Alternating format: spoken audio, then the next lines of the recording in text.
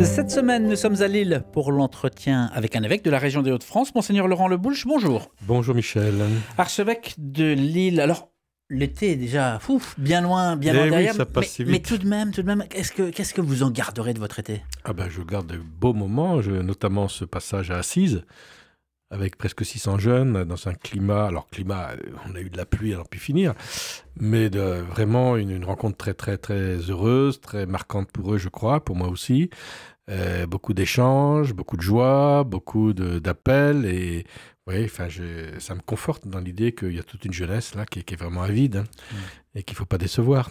J'en ai deux qui étaient avec vous et je confirme. Mais ces jeunes qui ont vécu une expérience forte, très forte, des moments rares, qu'est-ce que l'Église leur propose à présent dans cette même veine un peu d'exceptionnel, au-delà des propositions classiques habituelles? Dans l'exceptionnel ou dans le quotidien? Ne pas retomber trop vite dans le quotidien, mais être capable de finalement... Il y a d'autres rendez-vous qui sont programmés. Il y a ce soir, il y a la messe à 10h à la cathédrale pour tous les jeunes professionnels et les étudiants. Il y a donc le Thésée qui se profile, où j'irai les rejoindre aussi. Il y a pas mal quand même de propositions. Et puis, au niveau quotidien, il y a tous les aumôneries, les mouvements. Et puis, donc là, cette semaine, j'en ai rencontré pas mal de petits groupes. Et je trouve ça très stimulant. Ouais. Ça fait quelques années que vous en côtoyez des jeunes dans l'Église. Qu'est-ce qu'ils ont de particulier? Qu'est-ce que vous sentez aujourd'hui? Je sens une grande soif, une grande écoute, un désir de rencontrer des personnes qui puissent les enrichir. Et répondre à leurs questions, qui sont très profondes. Je trouve qu'ils vont droit au but dans le questionnement et qu'on n'est plus dans des questions un peu périphériques, mais on va droit à l'essentiel. Et donc beaucoup d'attentes. Et je me dis qu'il y a un enjeu très fort pour nous. Il faut que l'Église soit au rendez-vous du questionnement spirituel de notre temps. Ça, pour moi, je ne cesse de le dire. Et il faut s'y préparer. Et de fait, on a des rencontres magnifiques. Vous étiez à Assise, vous l'avez dit. À Rome, ça a donné quoi, votre présence? Alors, un beau pèlerinage avec 130 personnes, on était assez nombreux, donc il faut avancer. Donc, première rencontre de Léon XIV, quand même. Première audience, c'était la grande audience, j'ai pas demandé une rencontre particulière. Donc, une très belle catéchèse, comme il sait le faire, avec beaucoup de finesse et de spiritualité. Après, évidemment, ce n'est pas du tout le même contact qu'avec François. François était très direct, tactile, il vous parlait, etc. On sent un homme beaucoup plus réservé et plus timide, mais profondément à l'écoute. Voilà, j'étais donc très, très content de ce pèlerinage Puis je crois aussi, là, on a essayé de mettre en route des petites fraternités à l'intérieur du pèlerinage. Et je crois que pour un certain nombre de pèlerins, ça a été une découverte. Plus réservé, plus timide. Alors, le pape François, vous l'avez dit, a été tout de même un pape assez médiatique. Oui. Léon XIV l'est beaucoup moins. Son charisme est moins marquant. Il est différent, quoi, parce que... Son charisme n'est pas encore très marquant. Quand est-ce qu'il va commencer à marquer le début de son pontificat? Moi, je trouve qu'il l'a déjà marqué. On sent bien que ce sera différent. Et tant mieux, parce qu'il faut que les choses soient différentes. Évidemment, il est beaucoup plus secondaire. Il est beaucoup plus réfléchi. C'est quelqu'un qui, à mon avis, voit profond, sent les choses profondément, mais qui sera pas autant médiatique, ça c'est clair, parce que le temps médiatique est toujours un temps un peu pressé, enfin souvent. Bon, pas avec vous, Michel, mais on vous laisse la parole. avec beaucoup. Mais donc, il ne sera pas sur ce rythme-là. C'est quelqu'un qui ne va pas réagir à chaud, qui ne va pas être dans le peut-être moins dans la spontanéité, je ne sais pas trop, mais qui je crois, aura beaucoup de profondeur et il ne va pas se laisser disperser ou atteindre par des remous superficiels. Parmi les événements de rentrée, ces rendez-vous à l'ICAM ces derniers jours, qu'est-ce qui s'est passé? Magnifique journée. Une première dans le diocèse, et une première sans doute puisque cette technique qu'on appelle, qui est plus qu'une technique, cette expérience que la conversation dans l'esprit a été inaugurée au synode, donc c'est pour ça que c'est tout neuf, mais j'ai voulu rassembler tous les prêtres, tous les laïcs en mission ecclésiale, les diacres, les animateurs en pastoral scolaire, nous étions 300, qui travaillent, qui ne pouvaient pas venir, mais une très très très belle assemblée, extrêmement heureuse, fraternelle, tous heureux de se rencontrer, pour proposer un temps fort, à la fois, alors il y avait aussi le lancement de l'année, et puis avec la complicité du vicaire général et la déléguée générale, qui ont fait ça très bien, avec beaucoup d'humour et de délicatesse. Et puis j'ai proposé, je crois, un texte, que j'estime quand même qui doit marquer, j'ai essayé de comprendre qu'est-ce qui se passe aujourd'hui spirituellement dans notre société française. J'ai essayé d'interpréter ce kairos, c'est-à-dire ce temps favorable où Dieu semble intervenir d'une manière peut-être plus verticale et suscite des réponses un peu nouvelles de notre part, et de voir en quoi ce kairos qui se manifeste par ces attentes de jeunes et de catéchumènes toujours plus nombreux, à quoi il provoquait, à quelle conversation dans l'Esprit Saint il provoquait notre Église. Et j'en ai dégagé 3. Celle de l'espérance, parce que c'est vraiment le signe que l'Esprit nous précède, qu'il ne nous attend pas pour travailler. Finalement, on est même étonné de ce qui se passe, parce qu'il ne nous a pas attendu pour travailler, même s'il attend notre coopération. Et donc, quitter un peu des discours, peut-être un peu trop défaitistes, pour entrer dans l'espérance de Dieu. La deuxième, c'est c'est continuer cette mission que François a tellement insisté sur la sortie. Hein. L'Église doit être à hauteur du questionnement spirituel de notre temps, et pour cela rejoindre les personnes dans leurs interrogations, les écouter profondément, et ne pas craindre de leur proposer l'Évangile. Et donc, ça concerne tous les baptisés. Et puis le troisième, qui est peut-être un peu plus neuf, c'est qu'un mouvement s'inverse, c'est-à-dire que ce sont des gens, des jeunes qui viennent à nous, qui frappent à l'Église, qui frappent à la porte de ce qui leur semble le plus emblématique de ce qu'est l'Église, c'est-à-dire la célébration eucharistique. Donc des prêtres sont tout à fait étonnés de cela.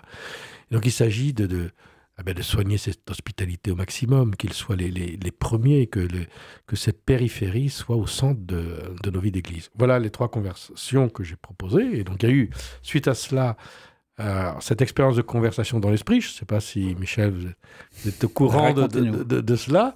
Ça se passe en 3 étapes. D'abord, un temps de prière. Ensuite, alors vous imaginez, 300 personnes réunies dans des petits cercles de 5-6. Alors, une salle extraordinaire à l'ECAM, avec une acoustique qui permet ça. Un temps d'écoute où chacun parle pendant 2 ou 3 minutes, et suivi d'un temps de silence. Un deuxième, on reprend un chant de l'Esprit Saint. Un deuxième temps d'une demi-heure où on réagit sur ce qu'a dit l'autre, tout dans l'écoute, jamais dans la conversation, dans le débat. Et puis un troisième temps pour dégager un petit peu des perspectives. Donc j'attends là les perspectives qui ont été envoyées par chaque groupe par QR code avec des techniques d'aujourd'hui, c'est formidable. On n'est plus sur les langues de feu, on est sur les QR codes. Voilà. C'est ça, oui. Et voilà, donc ça c'était la matinée, mais je dois dire c'était une expérience, vous savez, quand les gens se mettent dans l'écoute profonde des uns et des autres, dans l'Esprit Saint et nourris par le Christ, il se produit des choses, les relations ne sont plus les mêmes. Donc je crois que c'était un temps marquant pour beaucoup. Et puis dans l'après-midi, après un super repas tout simple mais que Hall nous a servi, donc on a profité des services de la Cato, un temps où j'ai précisé un petit peu, mais je pense qu'on aura le temps de revenir là-dessus, notamment avec Romuald, sur le prochain volet du Renouveau missionnaire qui touche à la transformation territoriale, donc un sujet quand même un peu délicat. Et donc j'ai un peu indiqué pourquoi ces changements. Parce qu'on ne peut pas continuer comme nous faisons aujourd'hui et qu'il faut inventer des formes nouvelles. Est-ce que les évêques sont libres d'inventer leurs formes nouvelles, comme on pense à Arras, à Amiens, vos collègues Il y a beaucoup de diversité. En même temps, on se rejoint tous sur les mêmes problématiques. Et la problématique clé, c'est celle-ci pour moi, c'est comment articuler une proximité la plus forte de l'Église auprès des gens, plus proche d'eux, avec l'exigence de la communion et donc du rassemblement. Donc c'est vraiment ça la question clé. Et donc je pense que dans les semaines qui viennent, et vous serez alertés évidemment, va être diffusée dans toutes les paroisses, les communautés, une enquête assez sophistiquée, assez lourde, qui va croiser... Les paroissiens auront leur mot à dire. Oui, bien sûr. On veut d'abord savoir qu'est-ce qui se passe, où nous en sommes aujourd'hui dans nos communautés, avant de dégager des perspectives. Monseigneur Le Boulch, à l'heure où on enregistre cet entretien, toujours pas de gouvernement. Non. Le gouvernement Lecornu, son équation semble irrésolvable, c'est désespérant. Comment vous vivez, vous, cette période ? Écoutez, je la vis avec patience. J'attends les choses. J'essaye de ne pas me formaliser trop. On verra. Je comprends que ce soit compliqué et qu'il faille du temps. Je préfère prendre du temps et bien faire les choses que d'aller trop vite et puis mais on a besoin aussi des réponses, et dans le même temps les mouvements sociaux se multiplient, journées d'action, de grève, revendications. La place de l'Église est-elle auprès de ces hommes et de ces femmes qui en ont ras-le-bol et qui manifestent dans la rue ? Je pense que parmi ces gens qui manifestent, il y a des chrétiens, il y a des baptisés qui sont présents dans ces mouvements. Que l'Église institutionnelle y prenne sa part, c'est autre chose, puisque l'Église n'a pas, je crois, à prendre position de façon trop précise pour un camp, pour un autre, pour une... mais elle essaye en tout cas, moi j'encourage les baptisés à selon leur conscience, selon leur discernement, à prendre part à ce qui leur semble bon. À être acteurs. Les patrons sont vent debout contre de nouvelles contributions massives de leur part. Ils en ont marre d'être montrés du doigt alors qu'ils entreprennent, qu'ils prennent des risques. Qu'est-ce qu'ils vous disent? Est-ce que vous avez des liens avec les fameux patrons du Nord? Vous savez, les héritiers du catholicisme social. J'ai des liens avec beaucoup de gens, avec toutes sortes de gens, des gens en précarité. Mais ici, quand on parle des patrons du Nord... Des patrons, j'en connais aussi quelques-uns. Voilà, donc je ne pense pas être complètement à l'ouest et en dehors de ces relations. Oui, ce qui nous frappe, c'est l'incapacité à proposer une vision collective, une vision qui nous rassemble. C'est vraiment un énorme défi. Et tant qu'on n'y arrivera pas, ça va être des affrontements un peu des uns contre les autres. C'est la même problématique dans l'Église. Comment arriver à ce que nous partageons. Et la réunion que nous avons faite, à mon avis, est assez, je ne vais pas dire exemplaire, ce serait un peu prétentieux, mais elle est assez significative de ce qu'il est possible de vivre, quoi. Pour, dans une écoute véritable, parvenir à tracer des lignes de force qui nous soient communes. Est-ce que vous avez écouté ou entendu Guillaume Prévost? Oui, il est venu à Lille. C'est ça, le nouveau secrétaire général de l'enseignement catholique qui entend réaffirmer le caractère propre de ces établissements. Est-ce que vous allez suivre cet élan et rendre plus catholiques, finalement, les écoles catholiques? Je crois que c'est pas tout à fait comme ça qu'il dit les choses. En tous les cas, dans ce que je l'ai entendu à Lille, c'était pas présenté comme ça. Parce que... il dit, par exemple, qu'un prof sous contrat doit pouvoir faire une prière au début du cours. Oui, mais alors il n'a pas dit caractère propre. Je pense qu'il pose une question. Il nous déplace, parce qu'il vient d'ailleurs. Il a une réelle compétence dans l'éducation, et la conférence que j'ai entendue sur la confiance éducative était remarquable. Je veux dire que j'ai beaucoup apprécié. Mais il nous déplace parce qu'il vient d'ailleurs, donc on n'est plus dans nos jargons habituels. Il nous oblige à regarder son catholique, non pas avec nos propres yeux, mais avec les yeux du monde et les attentes du monde.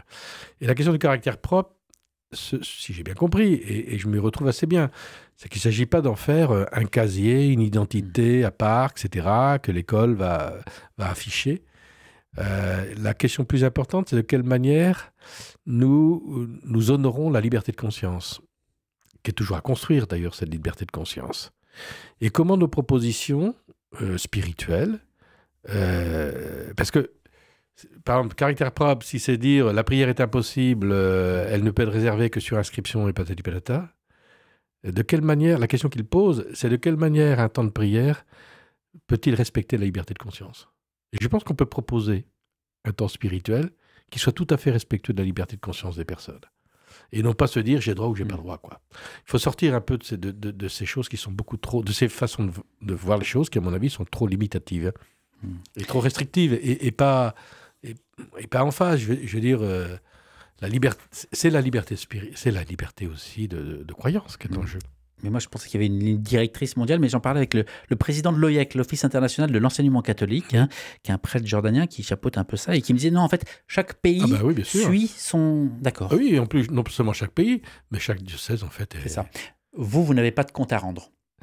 Le secrétaire général n'est pas le directeur de l'enseignement catholique. Le directeur diocésain, ce sont des directeurs diocésains. Et lui, il coordonne, il donne des impulsions, il donne des idées, un peu comme l'archevêque dans sa province. À propos d'archevêque, le président de l'épiscopat français, dans une interview à La Croix en septembre, je ne sais pas si vous avez pris le temps de le lire, il met en garde contre... Enfin, il aborde plusieurs sujets, mais il met en garde notamment contre une montée préoccupante de l'islam politique. Il évoque ce qu'il appelle une gêne des acteurs du dialogue, notamment depuis les attaques du Hamas, le 7 octobre 2023. Vous partagez cette approche ? Oui, je pense qu'il y a, alors il ne faut pas la généraliser, mais il y a ce courant-là se manifeste de plus en plus. Mais je pense que d'une manière générale, la collusion entre le politique et le religieux se manifeste un peu partout. Et que l'instrumentalisation du religieux au profit du politique est toujours un risque dont il faut nous défaire et être très prudent. Mais on n'a jamais eu autant de ministres qui se disaient catholiques, par exemple. Mais ça... Un ministre a le droit de se dire catholique. Il a le droit d'avoir des convictions personnelles. C'est pas la question. Mais il n'est pas l'étendard d'une religion. Et quand la religion veut prendre possession du pouvoir, il faut être très, très, très prudent. Ce qui ne veut pas dire que bien sûr, je suis le premier à dire que l'Évangile doit inspirer, et comme j'aimerais qu'il inspire davantage nos réflexions. Mais ce n'est pas l'institution Église qui prétend prendre le pouvoir, ce qui est quand même autre chose. Monseigneur Le Boulch, la proposition de loi sur la fin de vie avait été adoptée en mai par l'Assemblée. Elle va être examinée au Sénat cet automne. Alors pour l'Église catholique, la société doit veiller à défendre la vie humaine de la conception jusqu'à sa mort naturelle. Concrètement, ici dans le diocèse, il y a une particularité, c'est qu'il existe des hôpitaux qui dépendent de la Catho, le groupement des hôpitaux de l'Université catholique. Quel recours auront les soignants qui refuseront d'appliquer la nouvelle loi? Pour le moment, nous en sommes à nous, et je trouve admirable l'engagement de la Catho, à faire en sorte d'influencer pour que cette loi ne soit pas coercitive telle qu'elle est aujourd'hui. Donc pour moi, c'est l'énergie première que nous avons à poser aujourd'hui, c'est celle-là. Faire en sorte que la loi qui sera peut-être votée n'empêche pas la liberté de conscience et oui, honore cette liberté de conscience et peut-être, on peut espérer, la liberté institutionnelle. Donc notre combat majeur, il est celui-là. Enfin, il est majeur. Le premier combat, c'est d'élargir la proposition d'accompagnement des personnes et d'aller encore plus loin dans la qualité qui est déjà remarquable du suivi des personnes en fin de vie. Je trouve que là, on a encore des marges de progrès et je pense que la Catho est tout à fait en phase avec ça. Ça, c'est notre première, parce que sinon, on n'est pas crédible. On peut dire, et puis il faut qu'on commence, enfin, il faut qu'on montre l'exemple nous-mêmes. Le deuxième, donc, c'est de se battre et de faire en sorte, par toutes sortes de réflexions partagées, que la loi ne soit pas aussi dure qu'elle l'est aujourd'hui, qu'elle soit, nous verrons.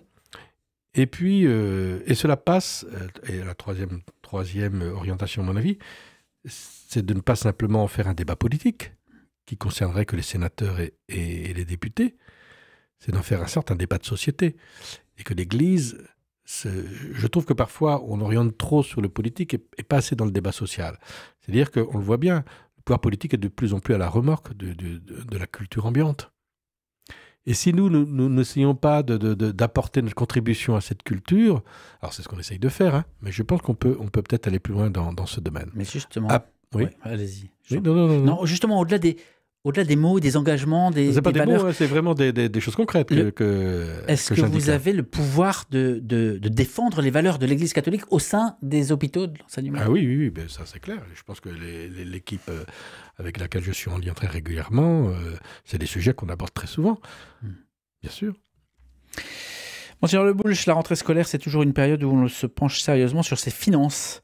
Dans cette dernière ligne droite avant la clôture de l'année, comment se portent les finances du diocèse? Est-ce que vous avez trouvé un moyen de stopper l'hémorragie? On a mis en place toutes sortes, on a fait le point avec le Conseil économique il n'y a pas très longtemps, donc on a mis en place toutes sortes de processus nouveaux.